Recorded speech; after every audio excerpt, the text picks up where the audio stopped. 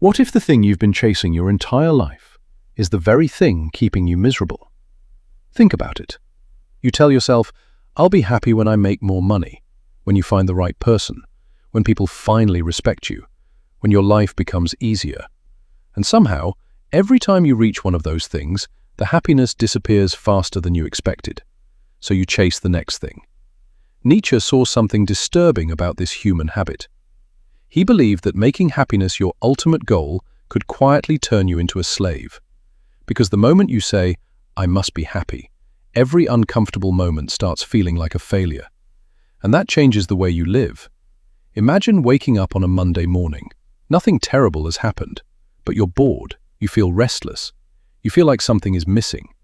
Instead of asking, what is this feeling trying to tell me? You immediately try to escape it. You open your phone, you scroll, you watch something, you buy something, you text someone, you look for entertainment, anything except sitting alone with yourself. And here's the uncomfortable part. Sometimes you aren't trying to become happy. You're trying to avoid feeling anything that isn't happiness. Nietzsche challenged exactly this kind of thinking. For him, a meaningful life wasn't necessarily a comfortable life. He often emphasized struggle, growth, overcoming, and becoming stronger through difficulty. Because there's a strange paradox in human psychology. The more desperately you demand that life make you happy, the more fragile you become when life inevitably hurts you. Think about someone who has built their entire identity around comfort. The smallest rejection destroys them. One failure makes them question their worth. One bad day convinces them that their entire life is going wrong. Why? Because they didn't learn how to live through pain. They only learned how to escape it. And this is where Nietzsche's warning becomes much deeper. Maybe suffering isn't always the enemy. Maybe some suffering is the price of becoming someone you actually respect. Imagine two people climbing a mountain. One keeps asking, are we there yet? Why is this so difficult? Why can't this be easier?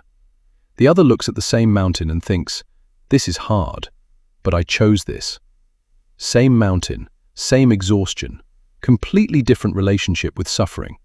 The second person isn't necessarily happier, but they may be becoming stronger. And Nietzsche's philosophy forces you to ask a terrifying question.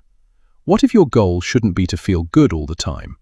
What if your goal should be to become capable of facing whatever life gives you? Because happiness often appears as a side effect.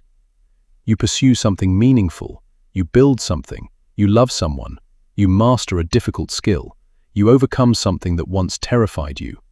And somewhere along the way, you suddenly realize you were happy. You weren't chasing happiness, you were living. That's the trap. When happiness becomes the destination, you start measuring every moment. Am I happy enough? Why don't I feel better? Why does everyone else seem happier than me? And suddenly, even happiness itself becomes another source of anxiety. Social media makes this worse. You see someone's vacation, someone's relationship, someone's success, someone's perfect morning, and your ordinary Tuesday suddenly feels like evidence that you're failing at life. But you're comparing your private reality with someone else's carefully selected highlights.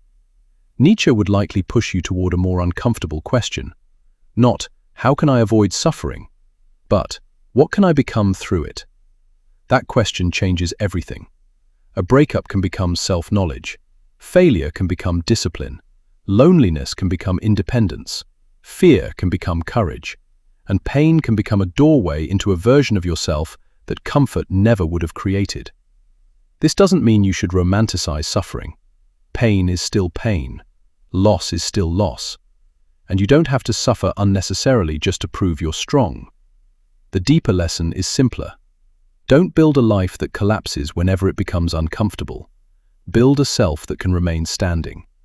Because eventually, life will take something from you. Your money, your relationship, your certainty, your plans. Maybe even the identity you spent years creating. And when that day comes, happiness won't be enough to save you. Character might. Meaning might. The ability to endure might. So perhaps the question isn't, how do I make my life happier? Perhaps it's, what kind of person could I become that even a difficult life couldn't completely break? Because the moment you stop demanding that every day make you happy, You become free to live a life that actually means something. And strangely enough, that may be when happiness finally stops running away from you. If this changed the way you think about happiness, tell me in the comments. Are you chasing happiness or building a life worth living? And if you want more psychology and philosophy that challenges the way you see yourself, subscribe.